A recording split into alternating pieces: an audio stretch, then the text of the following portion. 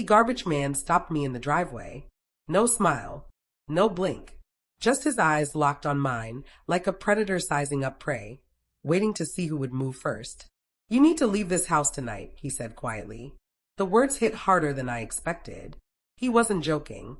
Who are you? I asked. He lifted his shirt. What I saw wasn't flesh, it was a warning. Scars. A tattoo I recognized, but wished I didn't. The same symbol I'd once seen in a police file when a local gang leader disappeared without a trace. He leaned in, his breath sharp against my ear. Don't tell your wife. Then he walked away, leaving me frozen in the driveway, his words lodged in my chest like shards of glass. That night, I sat across from her at dinner. Her smile was too easy, too polished. She asked about my day, poured the wine, and chattered about the neighbors as if nothing in our world was falling apart. Her phone buzzed once, then twice. She silenced it without looking. I knew that rhythm. I'd seen it before: men, lives, deception. The tiny delays, the slight turn of the wrist to hide the screen. I studied her face, the face I had loved for years, the same lips that had whispered trust into my ear countless nights. But now I saw the emptiness behind her smile. The garbage man's words echoed in my mind, don't tell your wife. He knew something, and so did I. I didn't eat. I didn't speak.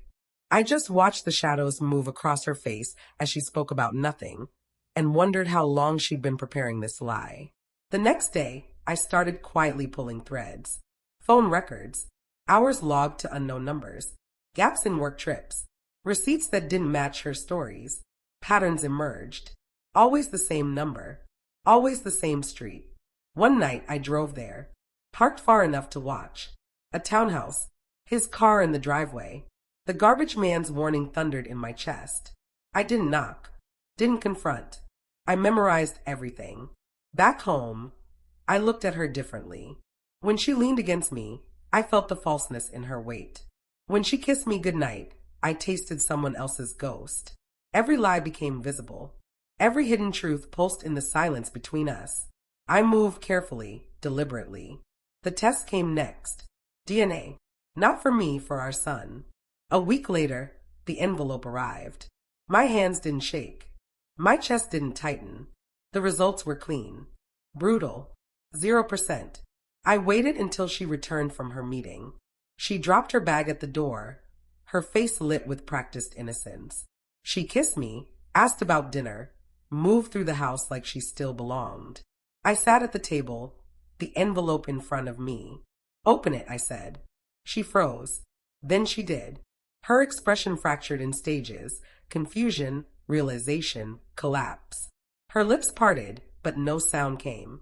Finally, she whispered, "Please let me explain." I leaned forward, voice steady, almost gentle. "No, just tell me his name." The silence was confession enough. I didn't need words.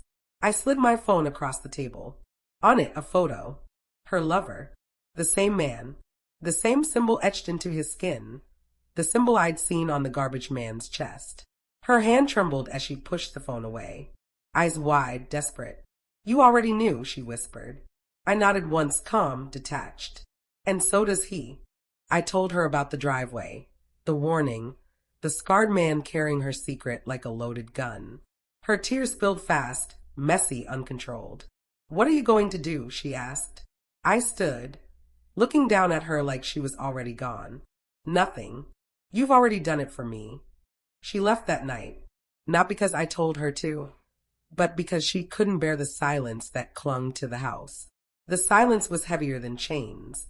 I stayed, sat in the dark, listened to the emptiness breathe.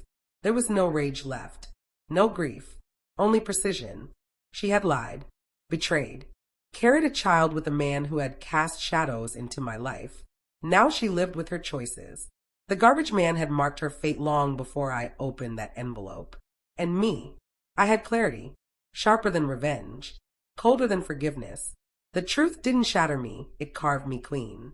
When the carving is done, you're no longer human, untouchable. Thanks for watching.